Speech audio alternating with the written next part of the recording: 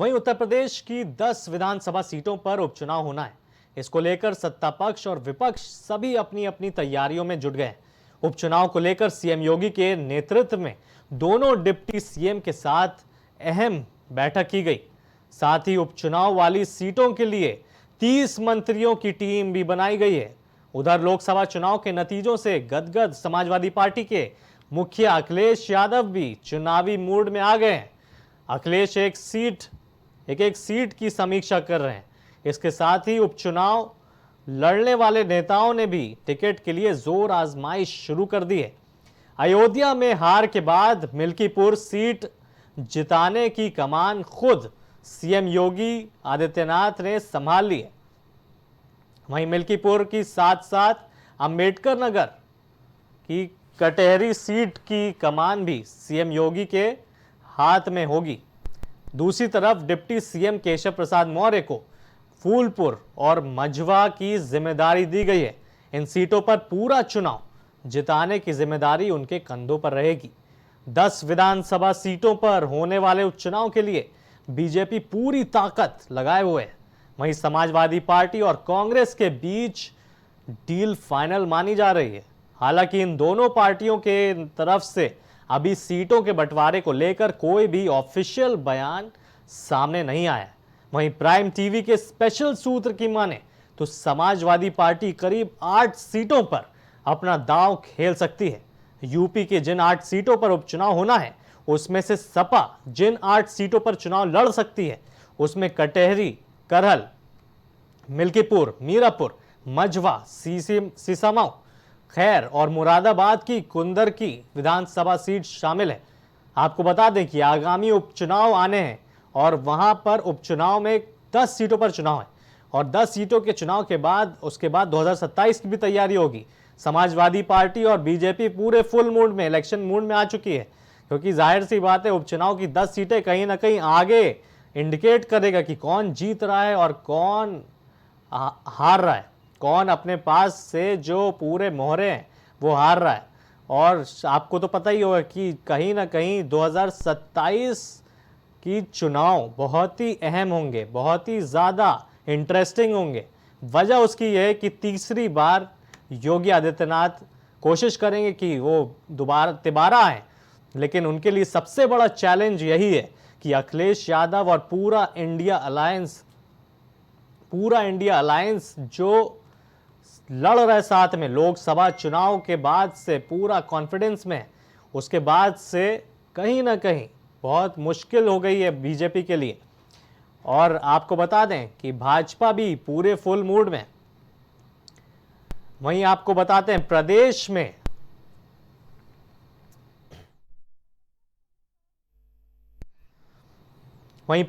आयुर्वेद, यूनानी, होम्योपैथी, प्राकृतिक चिकित्सा और योग पद्धति से जुड़े संस्थानों के संचालन और इस चिकित्सा को आम लोगों तक पहुंचाने के लिए योगी सरकार हर संभव कोशिश करने जुटी है।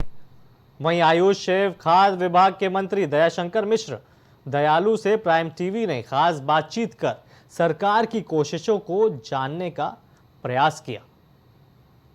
आयुष मंत्रालय का हमारे देश में, हमारे समाज में बहुत ही बड़ा योगदान है, क्योंकि उसी के अनुसार सभी देश और प्रदेश के अस्पताल आज चल रहे हैं। और इसी पर ढेर सारी चर्चा करने के लिए हमारे साथ आयुष राज्य मंत्री हमारे साथ दयाशंकर मिश्र दयालु जी मौजूद हैं। मैं उनसे बात करूंगा कि आखिर आयुष मंत्रालय जो है वो समाज के लिए कितना अभी उपयोगी सिद्ध हो रहा है। सर, सबसे पहले तो प्राइम टीवी में आपका बहुत बहुत स्वागत है। धन्यवाद। सर, आप आयुष मंत्री हैं और प्रदेश में अभी जो हॉस्पिटल चल रहे हैं उसमें किस तरह की योजनाएं चल रही हैं और समाज के लिए कौन कौन सी अभी योजनाएं हैं इसमें? देखिए, उत्तर प्रदेश में करीब 4000 छोटे बड़े अस्पताल आयुर्वेद के चल रहे हैं। पहले हेल्थ विभाग के मातहत आयुष होता था, अब आयुर्वेद, यूनानी और होम्योपैथ, ये 3 विधाएं अलग हुई हैं हेल्थ से। कुल मिला के छोटे बड़े कुल 4000 अस्पताल हैं और 19 मेडिकल कॉलेज, राजकीय मेडिकल कॉलेज है। कुल मिला के 106 प्राइवेट और राजकीय मेडिकल कॉलेज हैं, जिनमें की अच्छी पढ़ाई आयुर्वेद, होम्योपैथ और यूनानी की हो रही है। अस्पताल भी हमारे धीरे धीरे, जितने पुराने हमारे अस्पताल थे उनको हम आयुष वेलनेस सेंटर, उसको वर्तमान में आरोग्य मंदिर का नाम दिया गया है। तो करीब 1000 हम लोगों ने ऐसे अस्पतालों को आरोग्य मंदिर में परिवर्तित कर दिया है। करीब 250 योग वेलनेस सेंटर। अब आयुर्वेद में सिर्फ इलाज की बात नहीं होती, वेलनेस की बात होती है। आप आते हैं तो आपके रोग का इलाज किया जाता है। योग के माध्यम से भी आपको अपने अच्छी जीवन शैली के लिए खान पान, हमारे प्रत्येक ज़िले में अब तक करीब 16 ज़िले में 50 बेड के नए अस्पताल जिला मुख्यालयों पर स्थापित हो चुके हैं। हम कुल मिला के 24 अस्पताल की ज़मीन उपलब्ध हो चुकी है, तो जिनमें कुछ अस्पताल हमारे अगले 6 महीना में बन के तैयार हो जाएंगे। हमारे पास आयुष का विश्वविद्यालय नहीं था, वर्तमान में गोरखपुर में गुरु गोरक्षनाथ आयुष विश्वविद्यालय बन रहा है। रोज़ नए प्रयोग उत्तर प्रदेश को हम इस विधा में, चूँकि लोग कहते थे कि यहाँ वैज्ञानिक अनुसंधान नहीं होते, रिसर्चेज नहीं होते, तो उसकी दिशा में भी केंद्र सरकार और प्रदेश की सरकार मिलकर काम कर रही है। अभी देश का एक बहुत महत्वपूर्ण संस्थान यूनानी का गाज़ियाबाद में नेशनल इंस्टीट्यूट ऑफ यूनानी, उसका एक शाखा खुली है। अभी लखनऊ में भी हम लोगों ने एक होम्योपैथ का रिसर्च सेंटर स्थापित किया है। तो हम बनारस में योग और नेचुरोपैथी का एक बड़ा अस्पताल, चूँकि योग, नेचुरोपैथी, सिद्धा, सुवारिकपा, होम्योपैथ, आयुर्वेद और यूनानी, कुल मिला के इन 7 विधाओं को मिला के आयुष मंत्रालय देश में बनाया गया। तब से पहले जब तक योगी जी की सरकार नहीं थी, माननीय नरेंद्र मोदी जी की सरकार 2014 में बनी, तो उन्होंने पहला मंत्रालय आयुष का मंत्रालय बनाया। चलिए सर, आपने बहुत सारी चीज़ें बताई आयुष के बारे में। जाहिर सी बात है कि जिस तरीके से सरकार, उत्तर प्रदेश सरकार आयुष में, चाहे आयुर्वेद हो, चाहे होम्योपैथ हो, चाहे यूनानी दवाएं हों, इनको समाज तक, इनको जन जन तक पहुंचाने के लिए उत्तर प्रदेश सरकार पूरी तरीके से तत्पर है और पूरी तरीके से समाज तक, निचले स्तर तक आयुर्वेद, होम्योपैथ और यूनानी दवाएं पहुंचाने तक, उनको लाभ पहुंचाने तक लिए पूरी तरीके से तत्पर नजर आ रही है और उस पर लगातार काम कर रही है। कैमरा पर्सन धनविंद के साथ राजेश यादव, प्राइम टीवी, लखनऊ। वहीं सोशल मीडिया पर एक वीडियो वायरल हो रहा है जिसमें एक युवक बिजली के खंभे पर चढ़कर गंगा नदी में छलांग लगाकर खतरनाक स्टंट करता नजर आ रहा है। आपको बता दें, युवक पहले तो बिजली के खंभे पर चढ़ता है, उसके बाद कुछ देर उस खंभे पर बैठ जाता है, फिर गंगा नदी में छलांग लगा देता है। आसपास के लोगों ने इस युवक का वीडियो बनाकर सोशल मीडिया पर अपलोड कर दिया। बताया जा रहा है यह वीडियो कानपुर के भैरव घाट का है।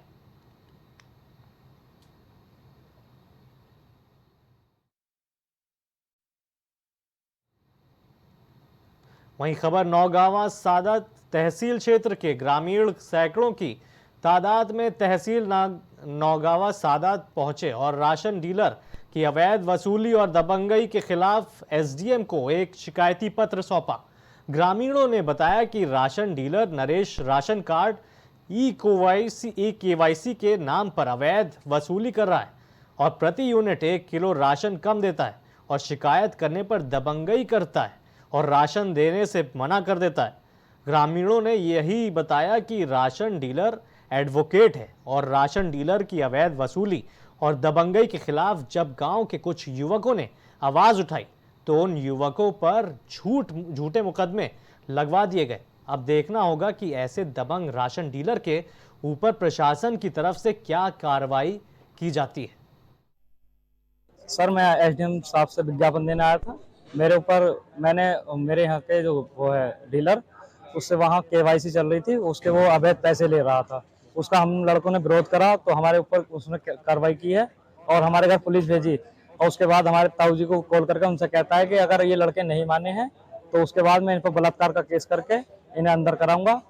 और अब धमकी देता है कि जो हो तुमसे वो कर लेना, मैं डरता किसी से हूँ। वहीं खबर लखनऊ में सीएम आवास के बाहर एक महिला ने अपने मासूम बच्चे को रोड के किनारे रख दिया और खुद को आग लगा ली। बताया जा रहा है कि महिला अपने पारिवारिक विवाद से परेशान चल रही थी। वो शिकायत दर्ज करने लखनऊ आई थी, लेकिन इसी के बीच उसके खुद को आग लगा ली। फिलहाल महिला की हालत नाजुक बताई जा रही है। इसमें अग्रिम कार्रवाई की जाएगी। एक महिला है श्रीमती अंजलि, थाना पूर्वा की निवासिनी है। इनके द्वारा अपने ससुराली जनों से प्रताड़ित होकर लखनऊ में आत्मदाह का प्रयास किया है। उक्त के संबंध में 2 तारीख को इनके द्वारा थाना पूर्वा पर अभियोग पंजीकृत कराया गया था। ससुराली जनों के विरुद्ध प्रताड़ना का, दहेज प्रताड़ना का, मारपीट का। उसी में विवेचना के दौरान दिनांक 5 को यानी कल पति को और इनके देवर को गिरफ्तार करके जेल भेजा गया था। घटना के सभी बिंदुओं पर जांच की जाएगी। वहीं खबर जालौन से, जहां पर स्कूल से वापस लौट रही बच्ची के ऊपर खंडहर मकान की दीवार भरभरा कर गिर गई। बच्ची की चीखें सुनकर ग्रामीणों ने बड़ी मुश्किल से बाहर निकाला, लेकिन तब तक बहुत देर हो चुकी थी और बच्ची ने दम तोड़ दिया था। मौके पर पहुंची पुलिस ने शव को कब्जे में लेकर विधिक कार्रवाई शुरू कर दी। जालौन जिले के सिरसा कलार का मामला बताया जा रहा है।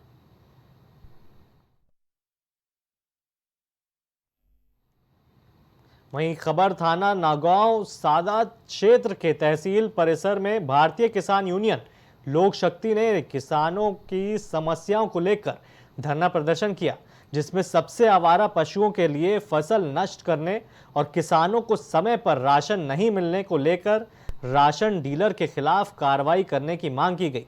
साथ ही बिजली विभाग के खिलाफ बिजली टाइम पर नहीं आने को लेकर आरोप लगाया और जो किसान 60 साल के हो चुके हैं उन्हें 10,000 की पेंशन की मांग की गई।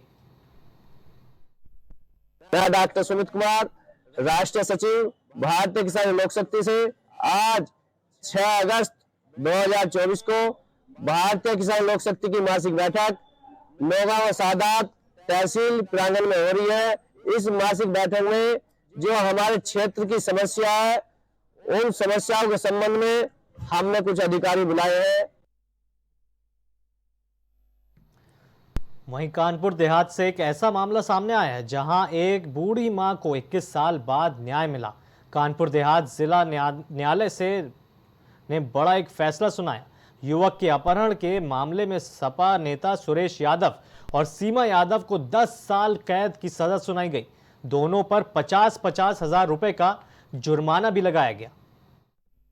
देखिए, घटना दिसंबर 2003 की प्रेज्यूम्ड की जा रही है और दिसंबर 2003 की घटना में आज जाकर हमको इतने वर्षों बाद, यानी लगभग 21 वर्षों बाद आज एक बूढ़ी मां को न्याय मिला है। बहुत कठिन मुकदमा था। 15 वर्ष बाद FIR हुई थी। कोई डायरेक्ट एविडेंस, कोई सर्कमस्टेंशियल एविडेंस क्लियर नहीं थे। और एविडेंस एक्ट में जो सेक्शंस 106 है, प्रिजम्पशन है, इसी के आधार पर, और कंडक्ट ऑफ एक्यूज्ड है, इसी के आधार पर हम इस मुकाम तक पहुंचने में सफल रहे। अहम बात में आज के लिए इतना ही। मुझे दीजिए इजाजत और देखते रहिए प्राइम टीवी। कुछ भाव पुष्प। आप देख रहे हैं प्राइम टीवी, सच साहस सरोकार।